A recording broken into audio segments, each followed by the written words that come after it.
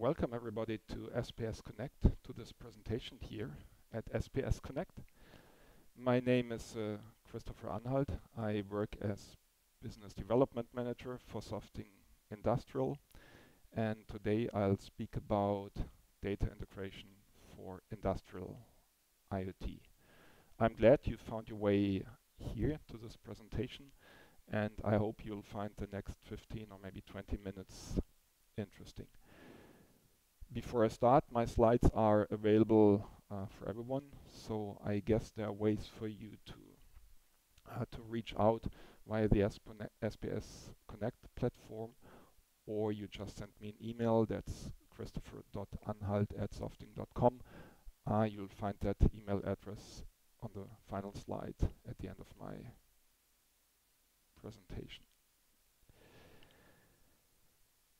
Data integration for Industrial IoT. We all understand IT-OT integration is a critical component for Industrial IoT. So what I'm going to do in my presentation is the following. First, I have one slide to introduce Sofitng to those who don't know the company. Then I have two project examples. One project example, shop floor automation, how to make your manufacturing processes more efficient. A second example, machine builder, how to connect machines, how to make your machines smart, and how to provide additional services. From those two examples, I will derive typical data integration requirements, and then I'll present as a conclusion, so to say, how a new generation of gateways or data integration layer can meet those requirements on a functional level and regarding the way how you operate the solution. So then let me begin. Just briefly, our company, Sofitng AG, headquartered in Haar near Munich, Germany, about 400 employees, around 90 million euro yearly revenue. Headquartered in Germany, as said, but we do have a local presence with subsidiaries in the United States, Italy, France. Recently opened an office in China, and of course we have on top of our subsidiaries a global network of resellers and distributors so that we can market our products and solutions globally. Underneath the AG, the holding structure, there are three larger business units or daughters. And the relevant for this talk, the daughter I work for is Sofitng Industrial, shown here at the right-hand side of the image. In this industrial GmbH, we develop and market products, technologies for networked industrial production.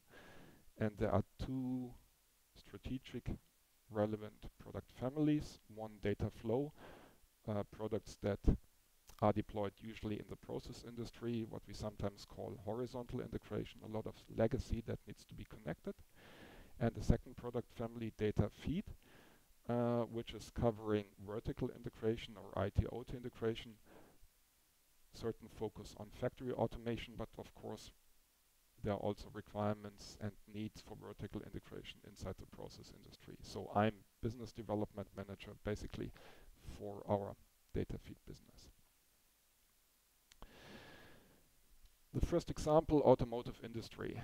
Just a brief overview and summary here. It's shop floor automation, automotive customer, where there is a regulatory framework, requirements to document certain machine values during the production process. I guess it's temperature values that need to be captured and archived, and the customer has a largely manual paper-based process in place to meet those requirements. And the idea is quite an obvious idea and obvious ROI to automate that process and to implement a fully automated solution that will replace this process. This new solution shall be rolled out globally across multiple locations, where first observation is that qualification and skill levels vary from location to location. I'll speak about operating concepts later again.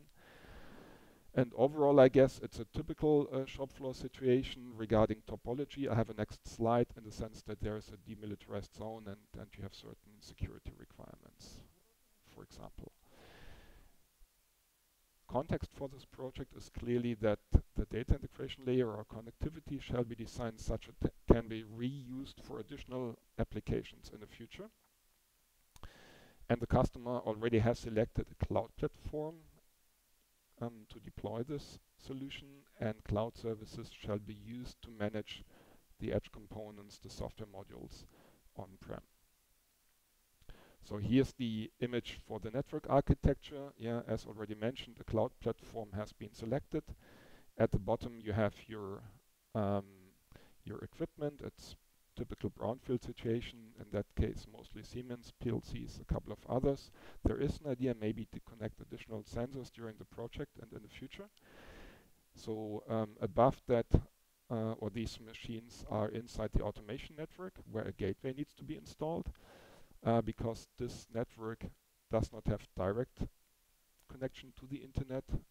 You have a demilitarized zone in between, and you have security requirements that between the automation network and the demilitarized zone, communication has to be encrypted. So a gateway needs to sit inside the automation network, and you have that what's usually called edge layer in the demilitarized zone, remotely managed and configured with a cloud connector, potentially software modules for edge analytics, and in that project a software module to connect, in addition to cloud connectivity, local databases. So that's the shop floor case. The compression machine vendor is a situation where the customer traditionally just sold products and has an idea to add services by providing troubleshooting, maintenance, or even services regarding predictive maintenance. It's a project that shall cover the installed base, retrofit, and new machines, where we are counting maybe around 1,000 machines per year. Some of or most of the new machines do support OPC-UA, some do not, and the installed base, most of them do not support OPC-UA. So it's again a typical brownfield project. As opposed to the first case, there is no qualified personnel on location. You know, these machines may be deployed on a ship to handle any maintenance configuration tasks regarding the automation network. Similar to the first case, the idea is that the solution should be open and flexible, and additional modules can be deployed in case the customer has ideas about new applications for these machines. And like in the first case, a cloud platform has been selected, and cloud services shall be used to manage here edge. So again, an image about the network. It's easier in the sense that you just have a firewall, no demilitarized zone. It's also easier in the sense that edge, you know, one automation network is one, maybe two, or in rare cases 4 PLCs for backup and failover mechanisms. And it's also easier in the sense that, well, you don't have multiple locations with varying skills and boundary conditions, how to operate it.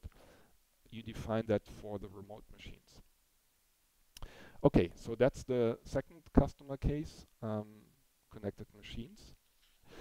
Now let's look at the data integration requirements that both projects, both customers have in common. In the first case, different locations. In the second case, certain differences between machines, different generations of machines. All automation networks shall look the same to the central platform. So you need some sort of mechanism inside the gateway, the data integration layer, to make those different locations, different machines look the same to IT. Second point, unlike in a traditional gateway application, frequent configuration changes are to be expected during the life cycle of the IoT solution. Yeah, the customer, as said, wants to start with the first application, maybe add second and third application in the future, or the customer has ideas about how to modify the application, additional data is needed, or maybe less data is needed to reduce data volume cost. So in any case, it is to be expected that the configuration will be changed every now and then during the life cycle of the solution. Third point, as mentioned, data shall be integrated with a central cloud platform. There should be a remote way to configure the gateway functionality, and the cloud shall be used as a central platform to manage the edge in general. Now, if I rephrase that and connect it to higher level requirements, also let's say a business perspective on data integration, a good data integration solution shall enable the user to start small, but at the same time it shall offer flexibility to grow the solution based on what the customer learns. A data integration solution shall allow the customer to take full advantage of short innovation cycles in IT. Nobody really knows exactly what IT will make possible in 2, 3, 4, 5 years from now on. You could even say, in a way, a data integration solution shall enable the customer to decouple investment decisions into IT from those into OT, short innovation cycles in IT. If ever the customer changes OT, the automation network, it shouldn't tear down the IoT applications, but that should be somehow handled inside the data integration layer, that despite a change in the automation network, the IoT solution does not have to be changed. So if you look at all this, it clearly differs. IoT requirements to gateways differ from traditional requirements to gateways, where the customer has a focus on low maintenance, just install it, and ideally don't need to touch it for the next 7 years. IoT is different. So what is the first conclusion? On a functional level, gateways expand into a data integration layer.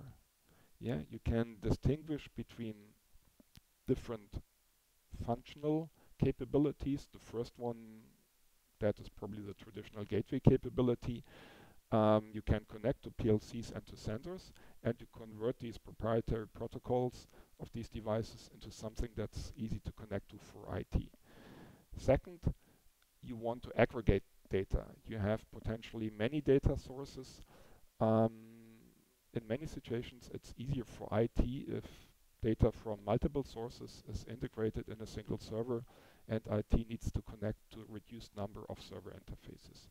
You may want to filter and pre-process data, and you also may want to manage security and access rights. If you have multiple applications, they possibly should connect to different applications, and you want to assign corresponding access rights to these applications. And the last topic, that's new, it deserves its own presentation. I just mentioned it briefly, something you could call information modeling. OT interfaces are usually unstructured, and the big question is how to efficiently add semantics so that it becomes, again, easier for IT to integrate that, so that IT, someone who develops an application or a systems integrator, doesn't really have to understand details of the old OT interface, but there is a nice interface, including semantics, available. That includes aspects like possibly support for Opus UA companion specifications. There's a lot going on these days. How to integrate with data lakes so that semantic information is available in data lakes. Maybe even how to automatically create asset models on the edge in the cloud platform. As said, these are new topics, interesting topics. I just keep it short and want to mention it here. Second conclusion, so these were, let's say, expansions and evolution on a functional level. The second level relates to how a gateway is managed and deployed and configured. How do you operate it? And we believe that the right way to proceed here is to take advantage of a technology trend that's called software virtualization. So for those of you who know IT, that's nothing new. It's around for 10 years or longer, and it has found widespread adoption in many areas.